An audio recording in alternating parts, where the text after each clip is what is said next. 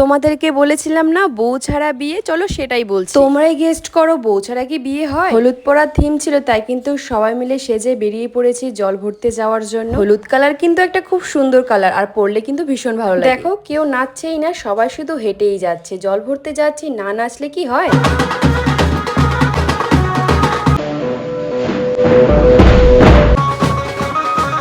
যাক, শুরুটা আমার মানি করলো, এবার ভালো লাগছে। মানিবাড়ির পাশেই একটা মন্দির ছিল, তারা মায়ের মন্দির। মন্দির থেকে জলটা ভরে এবার বেরিয়ে পড়লাম। জল তো ভরতে লাগে পুকুর থেকে, কিন্তু এখানে তো পুকুর দেখাই যায় না। জল ভরে চলে আসলাম বাড়িতে। এবার চলো তোমাদেরকে বরকে দেখাবো। এটা কিন্তু বর ভেবো না, এটা কিন্তু বরের বাবা।